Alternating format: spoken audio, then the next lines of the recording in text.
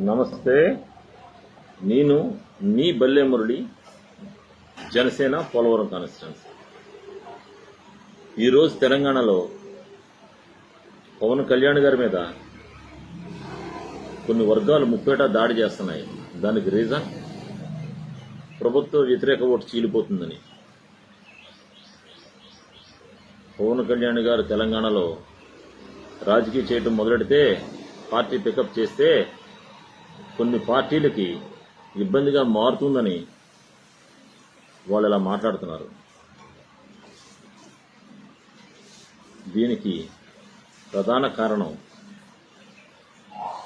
Party పెట్టిన తర్వాత ఏ నాయకుడైనా సరే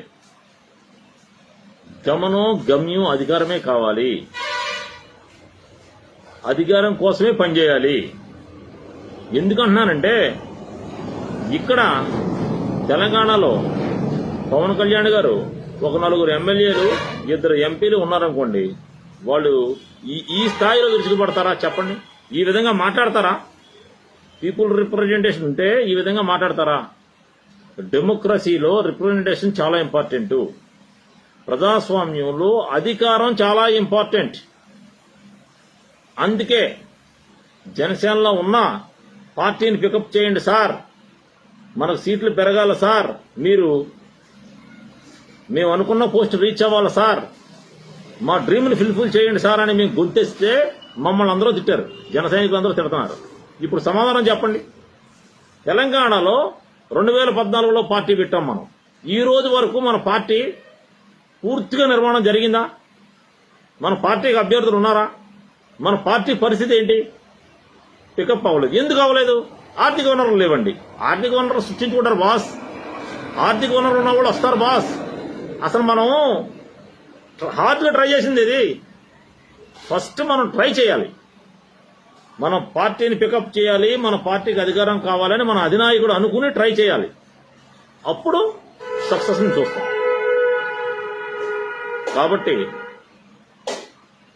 ఈరోజు పవన్ కళ్యాణ్ గారు రేపు జరగబోయే మీటింగ్లో పార్టీకి దిశానిర్దేశం చెప్పి తెలంగాణలో కూడా జనసేన జెండా ఎగరవేయాలని కోరుకుంటున్నాం. అదేవిధంగా ఆంధ్రప్రదేశ్లో ఆయన క్లారిటీగా చెప్పారు, నాకు కులభావం అంటగట్టొద్దు, నేను అందరికీ సంబంధించిన వాడిని అని. వదిలేద్దాం.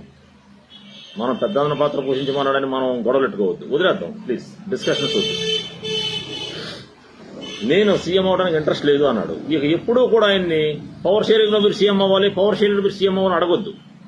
ఏదో రోజున పరిస్థితులు, ఇటువంటి పరిస్థితులు వస్తే సీఎం అవటం ఎంత ఇంపార్టెంటో ఆయనే తెలుసుకుని అప్పుడు ఆయనే ట్రై చేస్తారు. మనం చెప్పక్కర్లేదు, మనం చెప్పడం అనవసరం.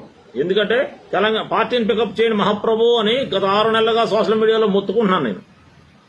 ఈరోజు పికప్ చేసే అవసరం వచ్చింది. ఆంధ్రప్రదేశ్లో కూడా పార్టీని పికప్ చేస్తారు. జన సైనికులందరికీ శుభవార్త. ఆంధ్రప్రదేశ్లో కూడా జనసేన పార్టీలో భారీ ఎత్తున మార్పులు రాబోతున్నాయి. ఎందుకంటే పరిస్థితులు అలా ఉన్నాయి. ఇప్పుడు విజయ్ గెలవడం కానీ, తెలంగాణలో ఇప్పుడున్న పరిస్థితులు కానీ, కర్ణాటకలో పవర్ షేరింగ్ కానీ, జనసేన పార్టీలో కదలిక తీసుకొచ్చిన అంశాలు ఈ 3. ఈ అంశాలకు అనుగుణంగా డ్యామేజ్ కంట్రోల్ చేసుకుని ఇప్పుడు జనసేనపై జన సైనికులు ఉన్న వ్యతిరేకతను తగ్గించుకుని పవన్ కళ్యాణ్ గారు ముందుకెళ్లాలని, సక్సెస్ అవ్వాలని, పార్టీని పికప్ చేయాలని, పార్టీ రిప్రజెంటేషన్ పెరగాలని, తెలంగాణలో కూడా మా జెండా ఎగరాలని మనస్ఫూర్తిగా కోరుకుంటున్నాను. జై జనసేన.